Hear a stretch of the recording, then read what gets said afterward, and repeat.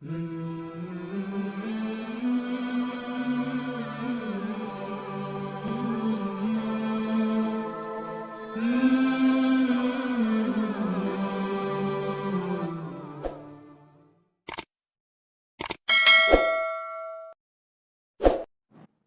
علیکم ورحمۃ اللہ وبرکاتہ۔ الحمدللہ وکفا وسلام علی حبیبہ المصطفیٰ، اما بعد فاعوذ باللہ من الشیطان الرجیم، بسم اللہ الرحمن الرحیم۔ یا ایہا الذین آمنوا قوا انفسکم واہلیکم نارا وقودها الناس والحجارہ علیہا ملائکۃ غلاظ شداد لا یعصون اللہ ما امرہم ویفعلون ما یؤمرون، صدق اللہ مولانا العظیم۔ بارگاہ رسالت مآب صلی اللہ تعالیٰ علیہ وسلم میں درود پاک کا ہدیہ پیش کریں۔ اللہم صلی علی سیدنا و مولانا محمد معدن الجود والکرم وآلہ واصحابہ الکرام وابنہ الکریم وبارک وسلم صلاۃ دائمۃ سرمدا ابدا۔ رمضان المبارک کا آخری عشرہ چل رہا ہے اور تقریباً سارے لوگوں کو یہ معلوم ہے کہ رمضان المبارک کے 3 حصے مشہور ہیں، یعنی پہلے 10 دن اس کو عشرہ اولیٰ کہتے ہیں، اور بیچ والے جو 10 دن ہیں وہ عشرہ وسطیٰ ہیں یا عشرہ ثانیہ ہیں، اور آخری والا جو عشرہ ہے وہ عشرہ اخیرہ ہے۔ عشرہ کہتے ہیں 10 کو۔ تو پہلے والے 10 روز جو رمضان کے ہیں ان کے متعلق یہ بات مشہور ہے کہ وہ رحمت کے لیے خاص ہیں۔ دوسرے والے جو 10 دن ہیں رمضان المبارک کے، وہ اللہ تبارک و تعالیٰ کی اس میں مغفرت عام ہوگی، یہ بندوں کے لیے یہ 10 دن مغفرت کے لیے خاص ہیں۔ اور آخری والے جو 10 دن ہیں رمضان المبارک کے، وہ ہیں جہنم سے آزادی کے لیے۔ جہنم سے آزادی کے لیے ہی یہ عشرہ مخصوص کیا گیا ہے، اور یہ حدیث پاک سے ثابت ہے۔ یہ تینوں عشرے جو میں بیان کر رہا ہوں، حضور پاک صلی اللہ تعالیٰ علیہ وسلم نے خود ارشاد فرمایا، رمضان تم پر ایک ایسا مہینہ آ رہا ہے جس کا پہلا 10 والا جو حصہ ہے وہ رحمت سے بھرا ہے، دوسرا والا حصہ مغفرت کا ہے، تیسرا والا حصہ جہنم سے آزادی کا ہے۔ تو آج ہم لوگ آخری عشرے میں آ چکے ہیں، اور یوں ہی دیکھتے دیکھتے اب رمضان ہمارے سامنے سے گزر جائے گا، اور اس کی راتیں اور اس کے صبح میں نہیں جانتا سارے لوگ کس انداز سے گزار رہے ہیں۔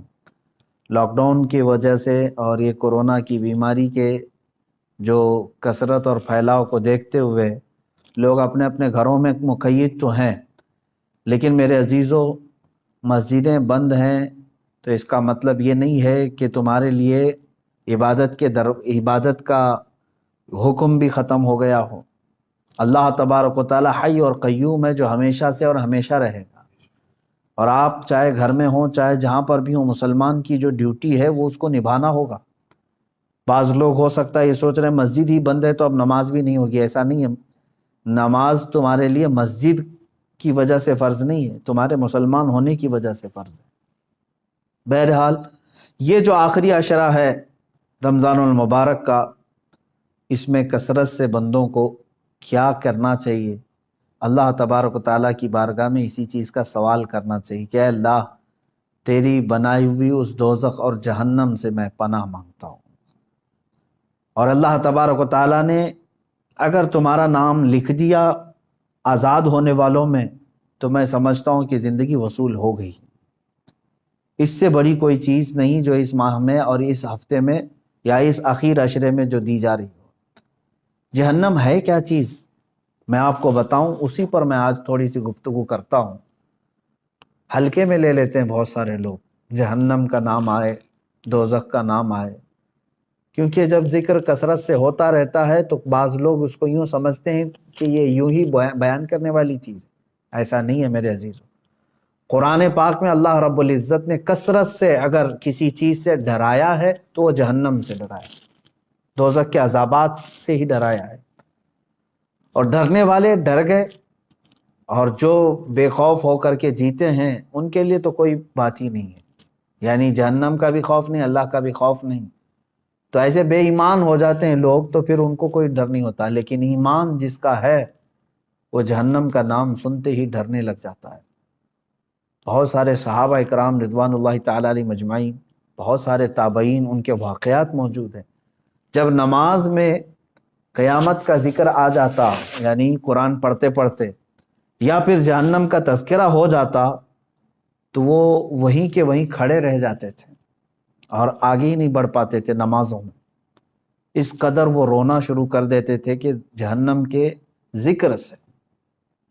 ایک نوجوان صحابی ہیں، رات کے وقت وہ جہنم کا تذکرہ کرتے کرتے نماز میں کھڑے رہ گئے، یہاں تک کہ ان کی ایک ہی رکعت وہ صبح تک ہوئی، نماز کو آگے بڑھا ہی نہیں سکے، اتنا روتے رہے۔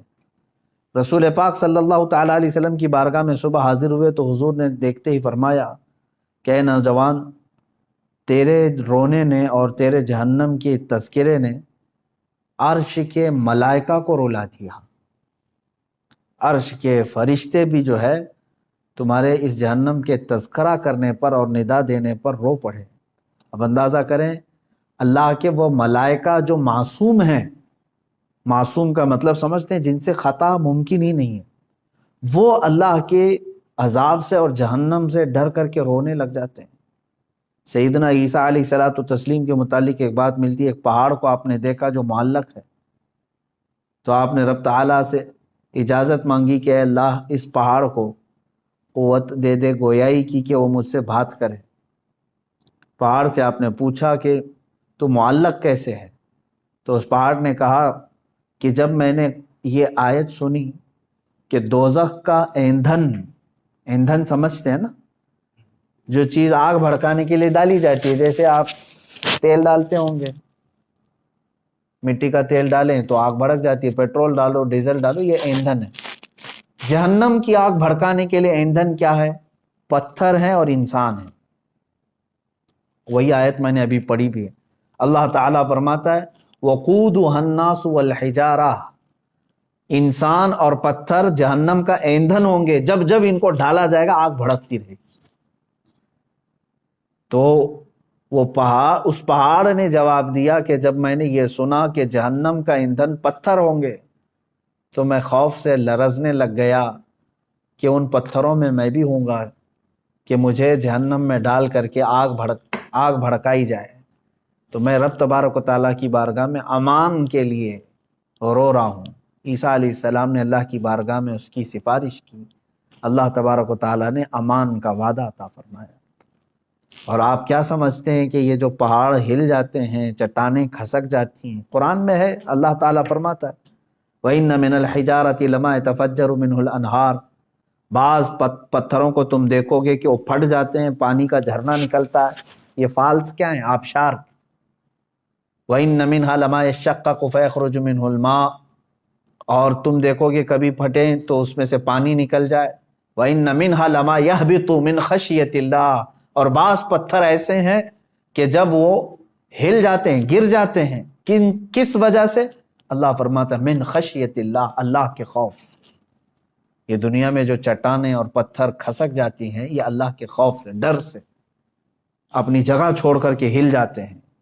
جہنم کا تذکرہ میرے عزیزو اگر انسانوں کو نہیں ہلاتا ہے تو گویا کہ پھر ہمارے دل پتھر سے زیادہ سخت ہو گئے، ڈر ہی نہیں ہے، خوف ہی نہیں ہے۔ اب سنو، یہ آخری عشرہ ہے، پھر بھی تو ہمیں نیند چھوڑتی نہیں ہے۔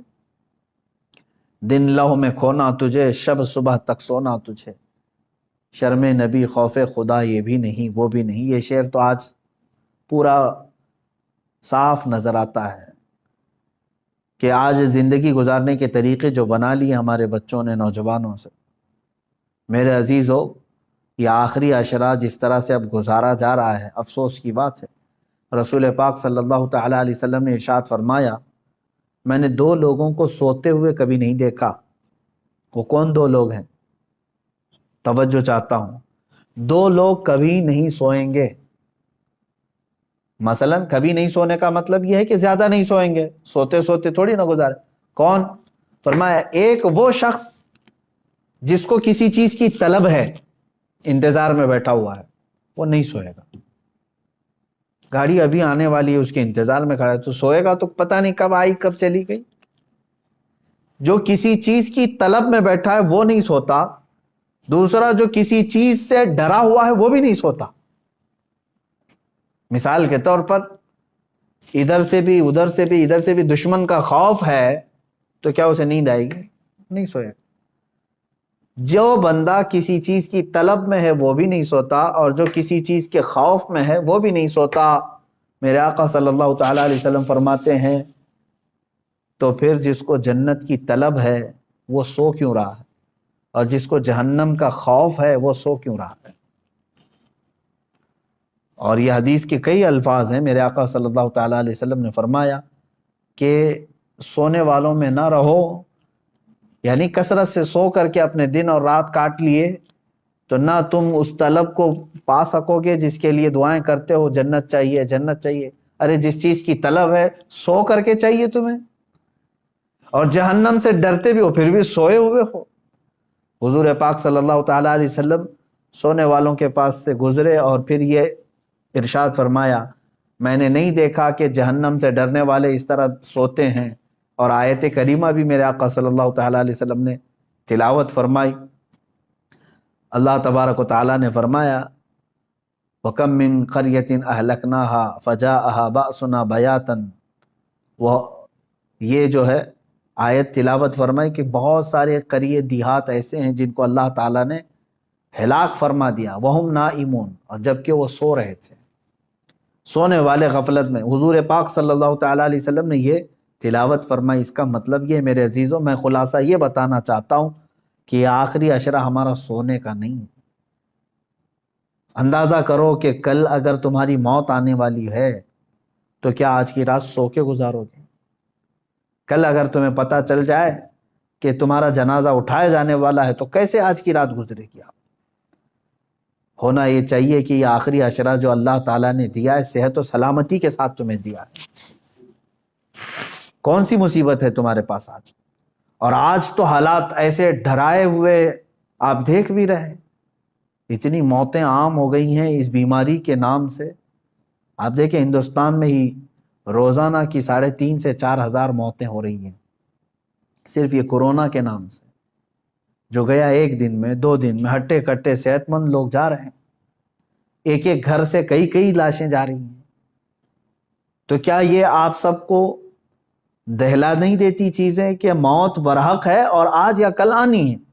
اور آج موت نے یہ بتا دیا ہے ہندوستان کے ماحول میں بھی کہ بوڑھا ہونا ضروری نہیں موت کے لیے. وہ تو بچوں کو بھی لے جاتی ہے، جوانوں کو بھی لے جاتی ہے. بوڑھا ہونا ضروری نہیں ہے. بعض لوگ اگر یہ سوچ کر کے بیٹھتے ہیں ابھی عمر ہی کیا ہے میری، مرنے کی عمر تھوڑی نہ ہے. میرے عزیز مرنے کی کوئی عمر ہی نہیں ہوتی. اب ہمارے پاس وقت کی کمی بہت ہے، اور جہنم سے بچنے کے لیے ہم نے کیا کیا؟ مجھے ایک بات بہت اچھی لگتی ہے شیخ سعدی رحمۃ اللہ تعالی علیہ کی، توجہ چاہتا ہوں. فرماتے ہیں جو امپاسبل ہے، جو ناممکن ہے، وہ ایک چیز ہے، میں بتاتا ہوں. آپ گیس کریں، دنیا میں ایک چیز ایسی امپاسبل ہے جس کو سب مانیں گے، مسلمان ہی کیا، ہندو بھی، عیسائی بھی، یہودی بھی، سب مانیں گے. وہ امپاسبل سب اس کو کہیں گے. کون سا امپاسبل؟ موت سے بچنا. کوئی کہے گا پاسبل ہے؟ موت سے کوئی بچ سکتا ہے؟ آج بچے گا، کل بچے گا، پرسوں کوئی تو ایک لیمٹ آئے گی اس کی، جب تو مرے گا. موت آنا ہے. لیکن میں آپ کو بتا رہا ہوں، توجہ چاہتا ہوں، ایک امپاسبل چیز ہے، موت سے بچنا ممکن نہیں، محال ہے. محال ہے نا. اب دوسری چیز میں آپ سے سوال کرتا ہوں، مسلمان ہونے کے ناطے آپ یہ مجھے بتائیں، جہنم سے بچنا، دوزخ سے بچنا ممکن ہے کہ ناممکن ہے؟ ناممکن تو نہیں. جہنم سے کیونکہ اللہ تعالیٰ نے ہمیں بتایا ہے کہ تم اگر برے کام نہیں کرو گے تو جہنم میں تھوڑی نہ جانا ہے. تو یہاں کچھ پریکاشن سے، کچھ احتیاط سے جہنم سے بچا جا سکتا ہے کہ نہیں؟ اب دیکھو ہماری یہاں پر الٹ پھیر کیسے ہے زندگی میں. جو امپاسبل ہے موت سے بچنا، اس کے لیے ہم دوڑ بھاگ بہت کرتے ہیں، کوشش بہت کرتے ہیں کہ کسی طرح بچ جائے.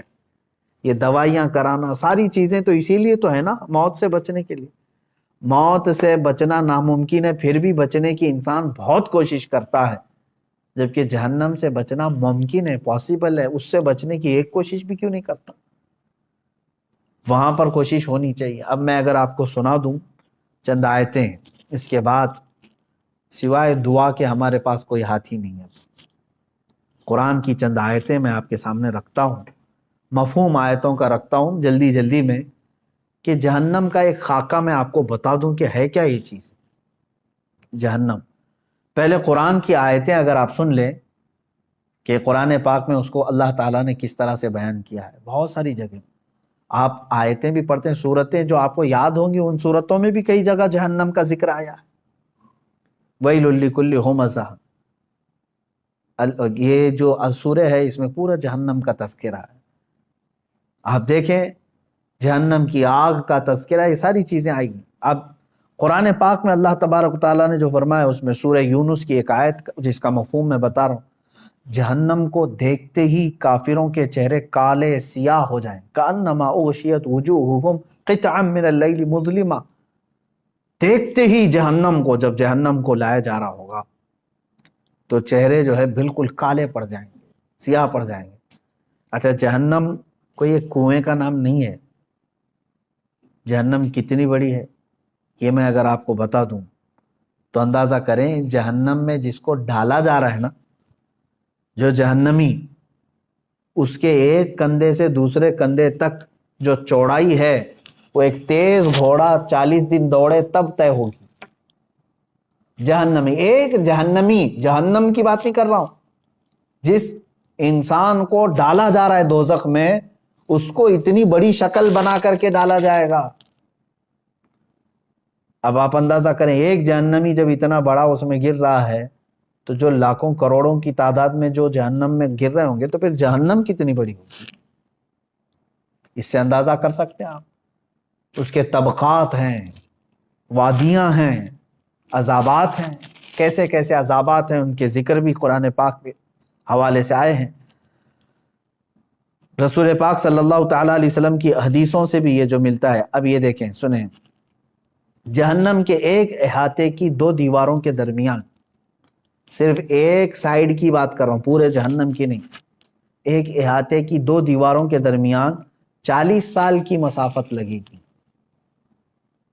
اگر طے کرنا چاہے کوئی تیز رفتار سواری تو وہ 40 سال کی مسافت صرف اس کا ایک کارنر ہے جہنم کی۔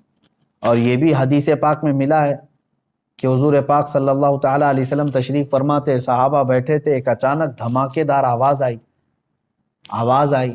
صحابہ نے پوچھا، رسول پاک صلی اللہ تعالیٰ علیہ وسلم نے ارشاد فرمایا، آج سے 70 سال پہلے ایک پتھر جہنم کے منہ سے گرایا گیا تھا، وہ اب جا کر کے اس کے نیچے لگا ہے،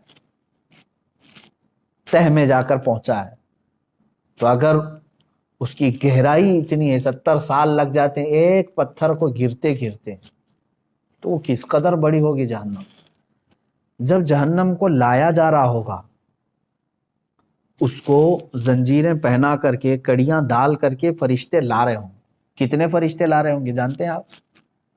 صرف جہنم کو لانے والے جو فرشتے ہیں وہ سب سے بڑے طاقتور فرشتے، جہنم کو کھینچ کر کے میدان محشر میں جب لایا جا رہا ہے، توجہ چاہے، جب وہ فرشتے لا رہے ہوں گے تو کل تعداد جو بتائی گئی ہے بعض روایت میں 490 کروڑ فرشتے صرف اس کو تھامے ہوں گے،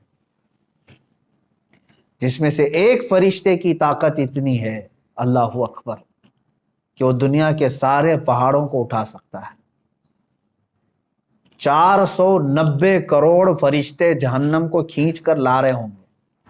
اب اور دیکھیں آپ، میں بتاتا ہوں، اس کو جو زنجیریں پہنائی گئی ہوں گی، ہر زنجیر کو 70,000 فرشتے پکڑے ہوں گے، ہر زنجیر کو، اس طرح کی 70,000 زنجیریں اسے لگی ہیں، فرشتے اسے کھینچ کر کے لا رہے ہیں۔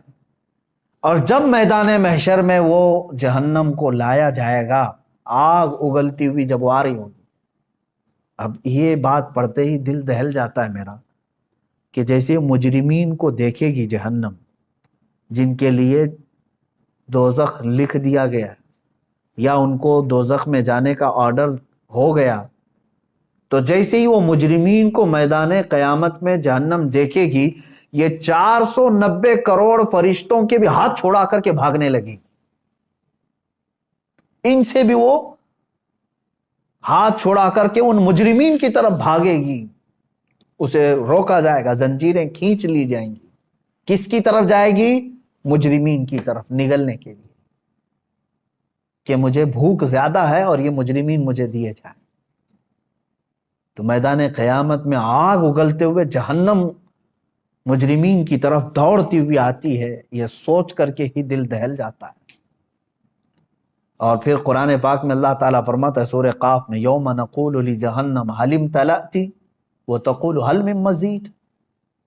وہاں کافروں کو، مشرکوں کو ڈالا جا رہا ہے دوزخ میں۔ کس طرح سے ڈالا جاتا ہے وہ بھی دیکھیں، قرآن میں ہے، اللہ فرماتا ہے وَإِذَا أُلْقُوا مِنْهَا مَكَانًا ضَيِّقًا مُقَرَّنِينَ دَعَوْا هُنَالِكَ ثُبُورًا۔ جب ڈالا جاتا ہے تو ایسی تنگ و تاریک جگہ سے ڈالا جاتا ہے، ظاہر سی بات ہے وہ داخل کیے جانے کی جگہ تاریک ہوگی۔ تاریک کا مطلب ایک تو اندھیری اور ایک تنگ، جیسے تلوار کی انی کو کسی جگہ پھنسایا جاتا ہے، کہا جاتا ہے کہ جہنمی کو اس طرح سے گھساتے ہوئے ڈھکیلا جائے گا، وہ چھوٹی سی جگہ سے جہنم میں جب اسے گرایا جائے گا، اور کافروں کو ایک تنگ اور تاریک جگہ پر ایسے ڈالا جائے گا کہ وہ ایک دوسرے کو چپک رہے ہوں گے جہنم کے اندر، اور بھرا جا رہا ہوگا انہی جہنم کے جہنمیوں سے۔ اب اللہ تعالیٰ فرماتا ہے پھر جہنم کو اللہ تعالیٰ پوچھے گا حل امتلأتی، کیا تو بھر گئی، سیراب ہو گئی، تیرا پیٹ بھر گیا؟ وہ تقول حل من مزید، تو جہنم پھر یہ کہے گی کہ اے مولا اور کچھ زیادہ ہو تو دے دے، اور کچھ مجرمین ہو تو دے دے۔ وہاں پر مجرمین چھاٹے جا رہے ہوں گے، دوزخ میں گرائے جا رہے ہوں گے۔ میرے عزیزو، جہنم کا تذکرہ یہ عام بات نہیں ہے۔ اور یہ دیکھیں حضور پاک صلی اللہ تعالیٰ علیہ وسلم ارشاد فرماتے ہیں کہ جہنمی اس قدر آنسو بہائیں گے وہاں پر دوزخ میں، روئیں گے، اتنا روئیں گے کہ ان کے آنسوؤں میں کشتیاں چلائی جا سکتی ہیں، اتنا رو رہے ہوں گے وہاں پر۔ اور جہنم میں جب ڈال دیا جائے گا تو وہ پھنکارے ماریں گے، اس طرح شور ہوگا دوزخ میں، اتنا شور ہوگا کہ ایک دوسرے کی آواز کسی کو نہیں سنائی دے رہی ہوگی۔ وہ ہر کوئی، کیوں نہیں شور ہوگا؟ کہ جو وہاں پر ان کو زندگی دی جا رہی کیسی ہے جانتے ہیں؟ آگ کا بچھونا، آگ کا اوڑھنا، اللہ اکبر، آگ کی زنجیریں ان کو پہنائی جا چکی ہوں گی، ہاتھوں میں بھی اور پیروں میں بھی۔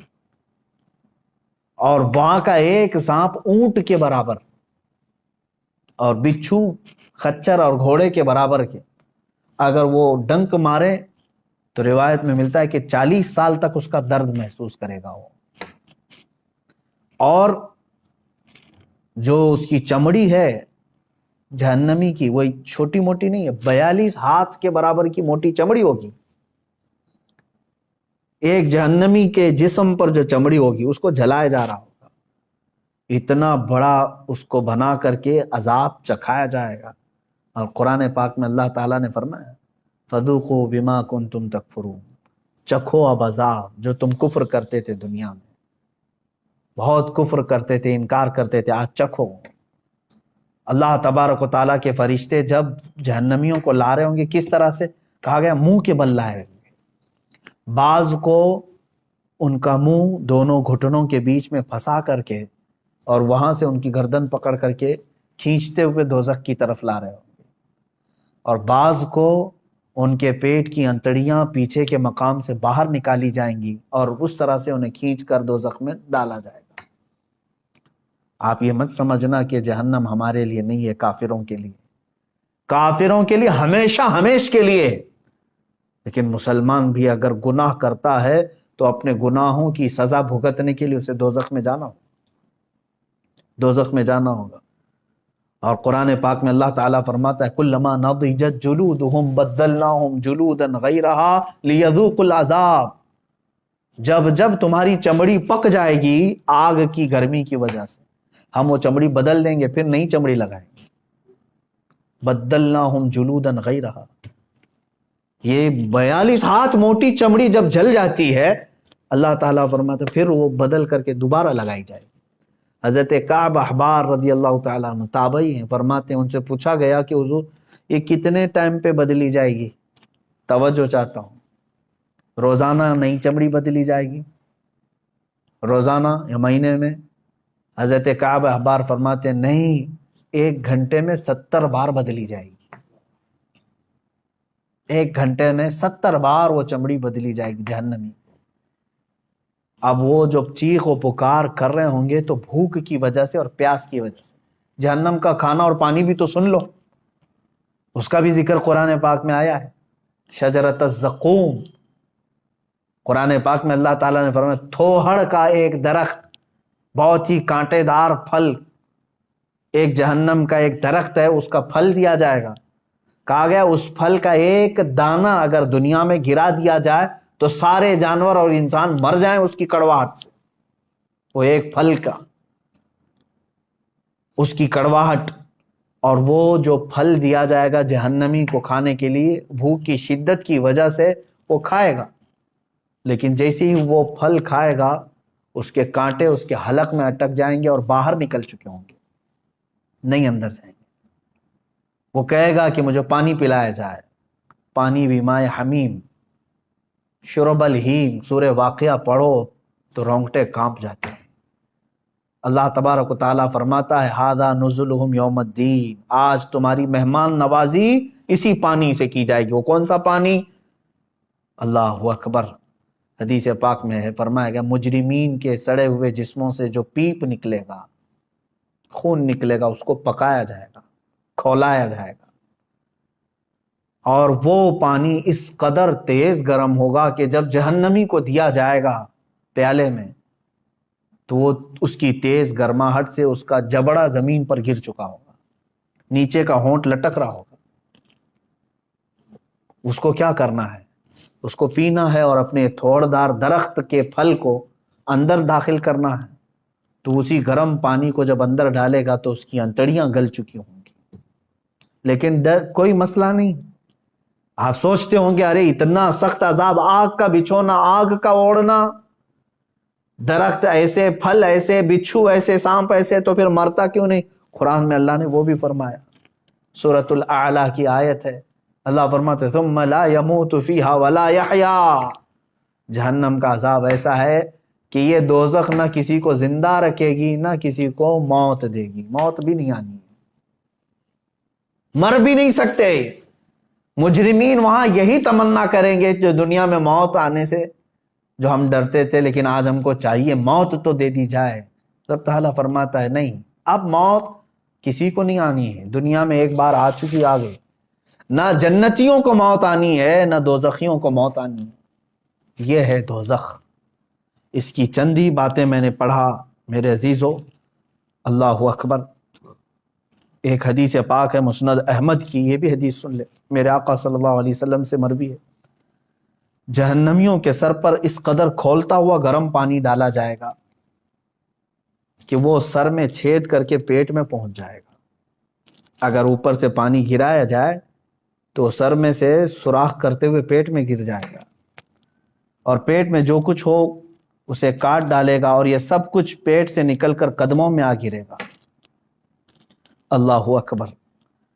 اور یہ جہنمیوں کو ایک اور عذاب ہے، پہاڑ چڑھنے کا عذاب۔ صعود ایک پہاڑ ہے، کہا جائے گا کہ اس پہاڑ کو طے کرو، چڑھو۔ وہ پہاڑ چڑھنے میں انہیں 40 سال لگ جائیں گے، پھر انہیں اتارا جائے گا اور پھر کہا جائے گا پھر پہاڑ چڑھو۔ تو کچھ لوگوں کو یہ پہاڑ چڑھنے کا عذاب دیا جائے گا، یہ قرآن پاک میں بھی ذکر ہے، 70 سال لگ جائیں گے پہاڑ چڑھنے میں۔ جہنمیوں کو مارنے کے لیے جو لوہے کے گرز وہاں پر ہیں اتنے وزنی ہیں کہ سارے انسان اور جنات ملا کر کے بھی اسے اٹھا نہیں سکیں گے، لیکن وہ فرشتے جو عذاب دینے والے فرشتے ہیں وہ سخت ہیبت ناک شکل میں جہنم میں موجود ہوں گے، جو عذاب دے رہے ہوں گے، اور بے رحم، بالکل کسی پر رحم نہیں کھائیں گے۔ حدیث پاک میں یہ بھی ہے جہنم کے دروازے پر عذاب دینے والے 4 لاکھ فرشتے موجود ہوں گے، جن کے چہرے بڑے ہیبت ناک اور سیاہ، اس قدر وہ جسیم کے دونوں کندھوں کے درمیان پرندے کی 2 ماہ کی مسافت کا فاصلہ ہوگا، اتنے بڑے بڑے فرشتے وہاں پر موجود ہوں گے۔ یہ چند تذکرے میں نے احادیث سے کیے، قرآن کی بہت ساری آیتیں ہیں۔ اللہ تبارک و تعالیٰ نے جو ارشاد فرمایا کافروں کے لیے جہنم کا عذاب، جہنم کی آگ جہنمیوں کے چہرے کا گوشت جلا ڈالے گی اور ان کے جبڑے باہر نکل آئیں گے۔ جہنم کی آگ لوگوں کو چکنا چور کرے گی۔ جہنم میں کافروں کا بند کر کے اوپر سے دروازے بند کر دیے جائیں گے۔ جہنم میں کافر شور مچائیں گے۔ یہ سب قرآن پاک کی آیتوں کا مفہوم میں نے بتایا۔ اب سنو، جہنم میں جانے والے 2 طرح کے لوگ ہوں گے۔ ایک کفر کر کے جا رہے ہیں، کفر یا شرک کر کے جا رہے ہیں، یعنی خدا کا دنیا میں انکار کیا تھا، یا تو پھر ضروریات دین میں سے کسی کا انکار کیا تھا جس کی وجہ سے کافر ہو کر کے مرا۔ یہ جو جانے والوں کی کیٹیگری ہے، یہ ہمیشہ کے لیے جائیں گے دوزخ میں۔ 100 سال، لاکھ سال، کروڑ سال، نہیں پتا، نان اینڈنگ۔ اس کے بعد انہیں وہاں سے نہیں نکالا جائے۔ دوسری جماعت وہ ہے جو مومن تو تھے، مسلمان تو تھے، لیکن گناہوں میں ملوث تھے، رب تبارک و تعالیٰ کی نافرمانیوں میں ملوث تھے، نمازیں چھوٹی ہوئی ہیں، زکوٰۃ دیے ہوئے نہیں ہیں، روزے نہیں رکھے ہیں، لوگوں کو خیرات نہیں کرتے تھے۔ سورہ مدثر کی آیت ہے، بہت سارے جو مسلمان جہنم میں جائیں گے ان سے پوچھا گیا عن المجرمین ما سلککم فی سقر یتساءلون عن المجرمین، آپس میں مجرمین پوچھتے ہیں تو کیوں آیا دوزخ میں؟ تو اکثر کا جواب کیا ہے؟ قالوا لم نک من المصلین۔ اکثر مسلمان جو دوزخ میں ہوں گے کہتے ہیں ہم نماز نہیں پڑھتے تھے۔ جن کی نمازیں باقی رہ گئی، یاد رکھ لینا دوزخ تمہارے انتظار میں ہے۔ روایات میں یہ بھی لکھا گیا ہے کہ بے نمازی کا نام جہنم کے دروازے پر لکھا جا چکا ہے۔ جو نماز ترک کر کے بیٹھا ہوا ہے، تم نے تھوڑی سی بستر کی نیند کے لیے یہ عشاء کی اتنی میٹھی نماز کو ترک کر دیا، اپنے رب کے حضور جھکنا تمہارے لیے بوجھل ہو گیا۔ تم ٹی وی کے سامنے، موبائل کے سامنے گھنٹوں بیٹھے رہ گئے، اپنے رب کے حضور 3 بار سبحان ربی الاعلیٰ کہنے کے لیے سر نہیں جھکا سکے۔ سر میں کیا ہو گیا تھا؟ بیماری آ گئی تھی، ہتھوڑا پڑ گیا تھا۔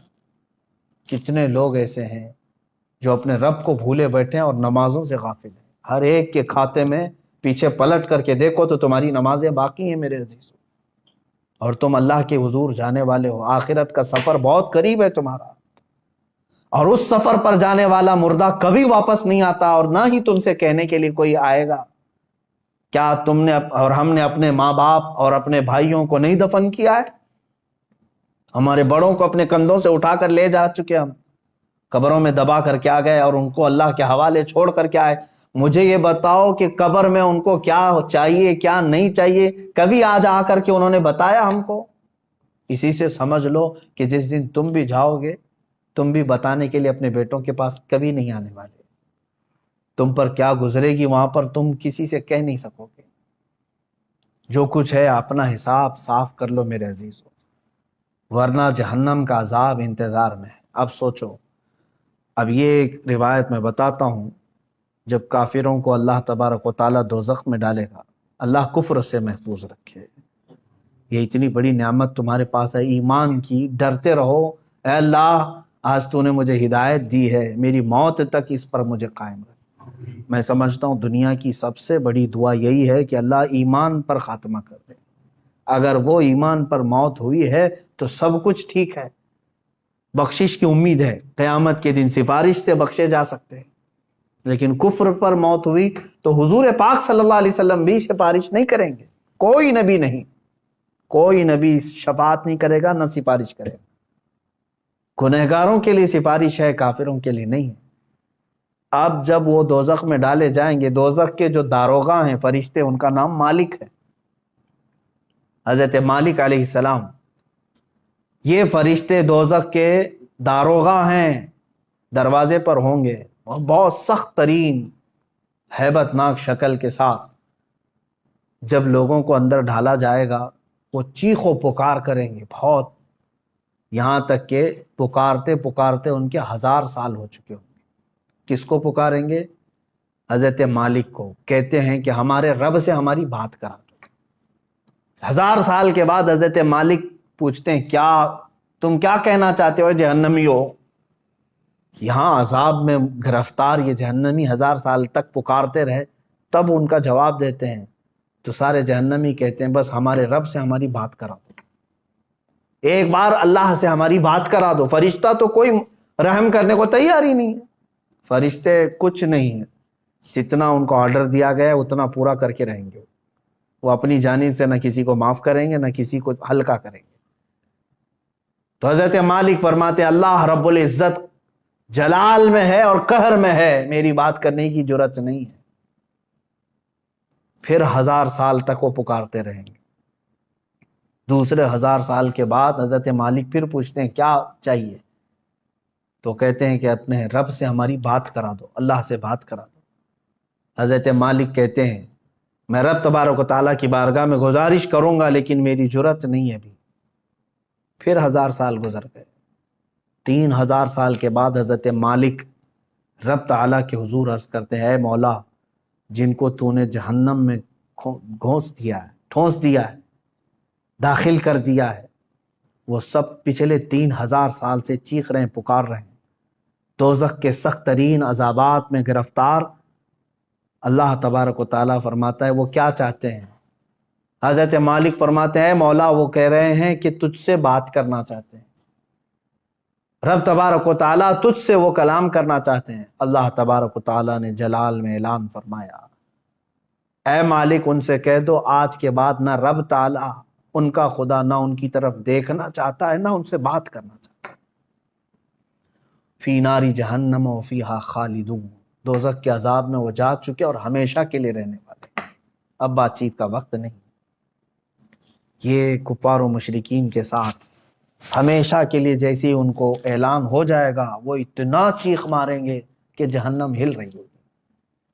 میرے عزیزو، انہی کے چیخ و پکار اور عذابات کے درمیان کچھ گنہگار بھی ہوں گے۔ اسی لیے آپ دیکھیں پورے رمضان المبارک کی تراویح جب پڑھتے ہیں تو آپ کو شاید ہو سکتا ہے جہاں پر بھی پڑھتے ہوں، اکثر تو میں نے دیکھا ہے ہمارے ہاں تو رواج یہی ہے، ہر 4 رکعت پر ہم دعا یہی کرتے ہیں اللہم اجرنا من النار، اللہم اجرنا من النار۔ یہ کیا چیز ہے؟ ہم اللہ کی بارگاہ میں کہتے ہیں اے اللہ مجھے جہنم سے بچا لے، اے اللہ مجھے جہنم سے بچا لے، اے اللہ مجھے جہنم سے بچا لے۔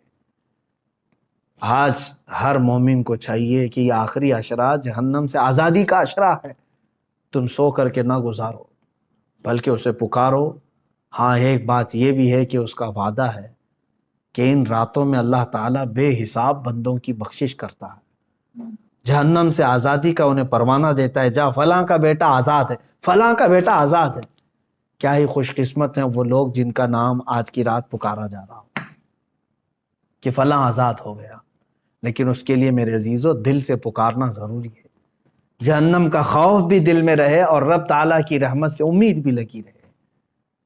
اور حضرت سفیان ثوری رضی اللہ تعالیٰ عنہ کا وہ قول مجھے یاد آتا ہے، آپ فرماتے تھے اے اللہ، ایک تابعی ہیں، تابعی صحابہ کو جنہوں نے دیکھا وہ تابعی بڑے نیک، ان کی بہت ساری عبادتیں، لیکن کیسے کہتے ہیں دیکھو اللہ کی بارگاہ میں یوں عرض کرتے ہیں اے اللہ میرے اعمال کے حساب سے میں تیری جنت الفردوس کا لائق تو نہیں ہوں، میں تیری جنت میں جانے کا اہل تو ہوں نہیں، لیکن اے مولا تیری دوزخ کا عذاب سہنے کے قابل بھی نہیں، میں ایسا کمزور کہ دنیا کے مچھر کے کاٹنے پر بھی لگ جاتا ہوں، تیرے دوزخ کے ہولناک عذابات کا سامنا کیسے کر پاؤں گا؟ اب بچتا کیا ہے؟ میں میرے عمل کے مطابق جنت میں جا نہیں سکتا اور تیرے عذاب دوزخ کو برداشت کر نہیں سکتا، مولا بس بات رہ جاتی ہے تیرے فضل کی، بات رہ جاتی ہے تیرے رحم کی، اگر تو فضل اور رحم فرما دے تو مجھ جیسا بندہ بھی تیری جنت کا مزہ لے سکتا۔ اے مسلمانوں، آج کی رات اور جو یہ آخری عشرہ آئے اس میں سونے کے لیے نہیں ہے، ہاں جس قدر تم اپنے جسم کو راحت دے سکتے ہو سو، لیکن ڈر کر کے بستر چھوڑ کر کے اٹھ جاؤ کسی بھی وقت، دکھاوے کے لیے نہیں۔ لوگ بھیڑ جمع کر کے سوچتے ہیں کہ ہم عبادتوں کے لیے چلے آئیں، بلکہ بسا اوقات ایسا بھی ہونا چاہیے آپ کے ساتھ حضور صلی اللہ تعالیٰ علیہ وسلم نے اپنے رب تعالیٰ سے پوچھا کہ مولا تجھے تیرے بندوں میں سب سے زیادہ پسندیدہ بندے کون ہیں؟ اللہ تعالیٰ نے جو فرمایا وہ 3 قسم کے ہیں، اس میں سے میں ایک ذکر کرتا ہوں۔ فرماتے ہیں اللہ نے یہ فرمایا کہ جب دنیا سو رہی ہو تو میرا بندہ بستر چھوڑ کے میرے لیے کھڑا ہو گیا۔ اللہ فرماتا میں اس کی طرف بہت جلدی متوجہ ہوتا ہوں کہ یہ اپنی راحت اپنا سکون چھوڑ کر کے بستر چھوڑ کر کے کھڑا ہو گیا۔ کون سی چیز اس کو رات میں کھڑا کر رہی ہے؟ صرف اسے اس کے رب کی محبت کھڑا کر رہی ہے اور اس کے عذاب کا ڈر اسے کھڑا کر رہا ہے۔ میں نے جو آیت کی تلاوت کی تھی شروع میں، اس کا مفہوم یہی ہے۔ اللہ فرماتا ہے ایمان والو، یا ایھا الذین آمنوا قوا انفسکم، اپنے آپ کو بچاؤ، وَأَهْلِيكُمْ، اور اپنے گھر والوں کو بچاؤ۔ کس سے بچائیں؟ نارن وقودها الناس والحجارہ، اس جہنم سے بچا لو اپنے آپ کو۔ اللہ فرما رہا ہے اس جہنم سے اپنے آپ کو اور اپنے گھر والوں کو بچا لو جس کا ایندھن میں نے انسانوں کو اور پتھروں کو بنایا ہے۔ کہیں ایسا نہ ہو کہ میرے عزیز ہو ہم بھی اس دوزخ کا ایندھن بن جائیں۔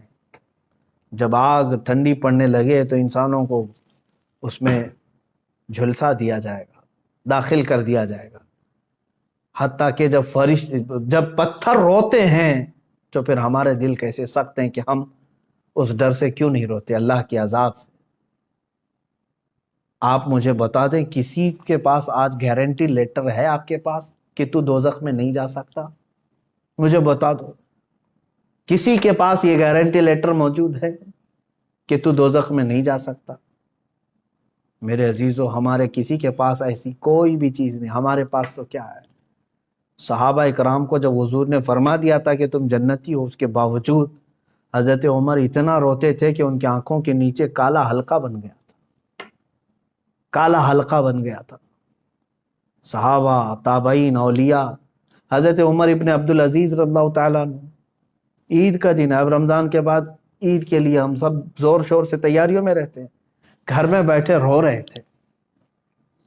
جن کے پورے قرآن پاک کی تلاوت اور روزوں کے ساتھ رمضان گزرا، عید کے لیے لوگ نئے کپڑوں کے ساتھ جب تھے، آپ رو رہے تھے، لوگ آئے آپ کو بلانے کے لیے، چلیں آج عید کا دن ہے۔ آپ نے فرمایا مجھے ڈر لگتا ہے کہ کہیں میرے روزے میرے منہ پہ مار دیے گئے ہوں گے، میری تلاوتیں پھینک دی گئی ہوں گی، تو میری کون سی عید ہے؟ کیا پتا کہ قبول ہوئی کہ نہیں ہوئی۔ یہ وہ اولیاء کاملین تھے جو ڈر سے تھر تھر کانپتے بھی تھے، لیکن اللہ کی ذات سے ایک امید بھی لگائے رہتے تھے۔ آج میرے عزیزو یہ آخری عشرہ گناہوں سے توبہ کا بھی ہے، جہنم سے آزادی کا ہے، اور جب میرے آقا نے فرما دیا کہ رمضان کا آخری عشرہ جہنم سے آزادی کا ہے تو کیوں نہ ہم آزادی لیں۔ اور ایک اور بڑی بات میں بتا کر اپنی گفتگو کو سمیٹتا ہوں۔ حضور نے فرمایا وہ شخص ہلاک و برباد ہو جائے جو رمضان کو پایا اور اس کا احترام نہیں کر سکا۔ حضور نے اس کے لیے ہلاکت کی دعا فرما دی۔ رمضان تو اسے ملا لیکن اس کا احترام نہیں کر سکا، اس کا حق ادا نہیں کر سکا، ایسا شخص ہلاک و برباد ہو جائے۔ اللہ تبارک و تعالیٰ اس ہلاکت و بربادی سے ہمیں محفوظ فرمائے۔ میں اخیر میں صرف اتنی دعا کروں گا، اللہم انا نسألک الجنۃ ونعوذ بک من النار، اللہم انا نسألک الجنۃ ونعوذ بک من النار، اللہم انا نسألک الجنۃ ونعوذ بک من النار۔ اے اللہ ہم تیری جنت کا سوال کرتے ہیں اور تیری دوزخ سے پناہ مانگتے ہیں۔ اے کریم خدا ارحم الراحمین، دوزخ کے دروازوں سے ہم کو دوری عطا کر دے۔ مولا میرے اعمال کا بدلہ تو جہنم ہی ہے۔ اے کریم خدا تو اگر فضل فرمائے، تو اگر رحم فرمائے، کریم تیرے کرم کے صدقے ہم جیسے نکمے بھی جہنم سے آزاد ہو سکتے۔ مولا اگر ہم جیسوں کو تو نے معاف کر دیا تو تیرے خزانے میں کوئی کمی بھی نہیں ہوگی۔ اے رب ذوالجلال، یہ رمضان المبارک کا آخری عشرہ ہے، یہ جہنم سے آزاد ہونے والوں کے لیے، اور تو بے پناہ لوگوں کو آزاد کرتا ہے۔